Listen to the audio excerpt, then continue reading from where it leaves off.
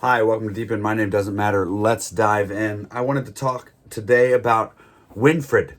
Actually, his name's Boniface. That's the name he goes by in church history anyway. Boniface, the missionary in 680 to 7, I have it written down, 54 AD. He was a missionary during the Middle Ages to the Germanic tribes.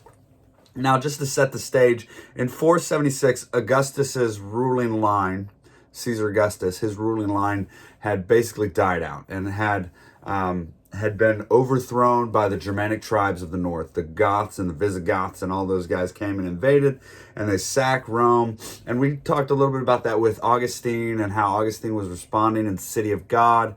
And so we also have, but in the same time, we have the rise of the Catholic Church as the dominating spiritual force in the world, the Roman Catholic Church in particular. So they call these people who invaded barbarians, and they called them barbarians because they didn't speak Greek and they didn't speak Latin and they didn't read either language and they didn't care to. So these are tribes of people who are separated from all theological writing of the time period, which was all done in Greek and Latin.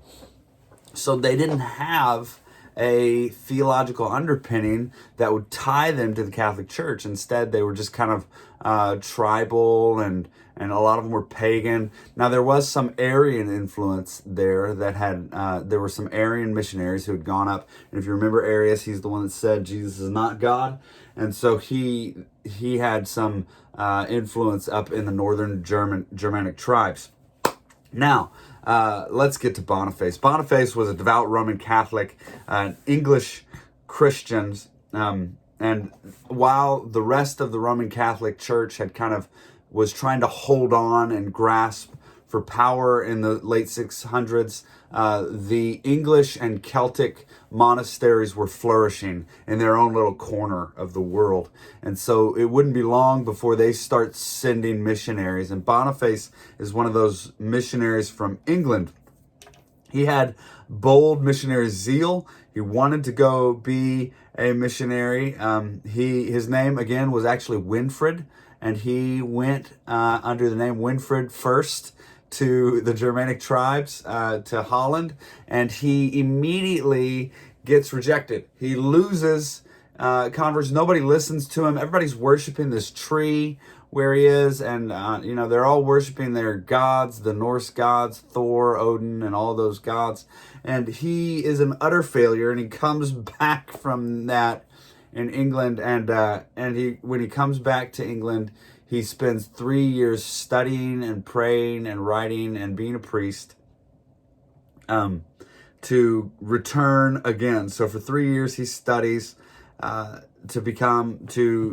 prepare, and then he returns to Holland. But this time he takes a more circuitous route. He goes to Rome first, and he gets the papal authority, which means he goes with a small army. So he shows up in Holland with a group of people who are, with soldiers, with extra priests, with people to work with him. He's got financial backing, so he can afford to be there.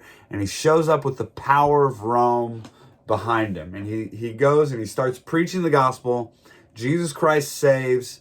Your gods won't save you. And he gets very frustrated. And as he's there, people aren't listening to him. They keep going to this big oak tree and worshiping this huge oak tree. And it's massive. It's a big tree. It's been there for hundreds of years. And so this massive tree is in the middle of the city. And Boniface sees all these people gather around it. And he's so frustrated and so angry that they won't listen to him that he goes and he gets an axe. And in the middle of the day, he cuts the tree down. He's so angry with them that he cuts the tree down, and he gets mad and he chops it down, and then the people come running out and they're furious with him. They're, kill him, murder him, let's string him up. And he stops them all. And he holds up the axe like he's gonna hit them. He holds up the axe and says, if Thor is so strong, let Thor answer me. Well, Thor isn't real, so Thor doesn't answer him. So since Thor is not real, Thor doesn't answer him. All the Germanic Holland Viking tribes suddenly see this, and they hear about Boniface being stronger than Thor. And so Boniface's God is clearly stronger than Thor, and he gets this mass conversion of people to Christianity, to Roman Catholic Church. So when he chops down Thor's tree, he starts holding these mass conversion services where people would come and he would stand in front and he would have them kind of repeat a phrase or something that would have them testify that they were now Catholic and they were now in submission to the Catholic Church. And so in this way, he extends the power and influence of the Catholic Church, bringing the Germanic tribes under the rule of the Pope. Now, remember, this is the medieval period. We haven't gotten to Martin Luther yet. So if you're a Protestant like I am, you're going, no, this is uncomfortable. They're not there yet. They get there in a little bit. Just hold fast. God sends some more messengers on the way. So Boniface, the good thing about Boniface is that he taught the gospel to Germanic tribes and saw many people trust in Jesus for salvation. He also included women in missionary work, which was a first in missionary work. He includes women in missionary work and includes hospitality and taking care of orphans and widows and providing for the needs of the poor, all in mission work, which was a first at the time. So Boniface does a lot of really good things. He has a lot of negative character traits as well, such as if you weren't Catholic, he considered you a heretic. So if you weren't Roman Catholic, he thought you were a heretic. So all the Celtic believers, all the Celtic believers, they were, however you say that word, all the Celtic believers, they were outside of the grace of God because they weren't under the Roman Catholic Church and weren't submissive under the Pope. He also thought that the Pope was infallible. So he's got all kinds of issues. If you're a Protestant, he's got all kinds of issues. But the story about Thor's tree is awesome. So we celebrate the boldness of his missionary zeal, and we pray that God would give us such boldness in this time, that we would have boldness to look at the gods of this world and say, we don't need it, we don't want it, we don't get it out of here. That we would cut down the metaphorical trees of the gods of this world and say, let it land on us. Let this God answer us. So if their God is money, and we surrender that money and see God standing mighty over finances and over money. The God of this world is money. We don't want him. We don't need him. Get rid of him. So we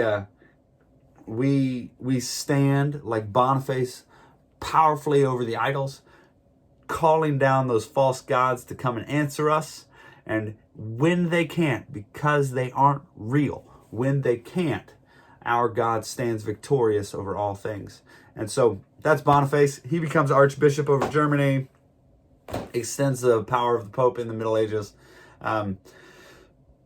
But that story about cutting down the tree is fantastic. So I hope that you enjoyed that story and studying about Boniface. I hope you're taking time to breathe, stand against the idols of the world, love well, and profess the gospel. I love you guys. I'll see you tomorrow.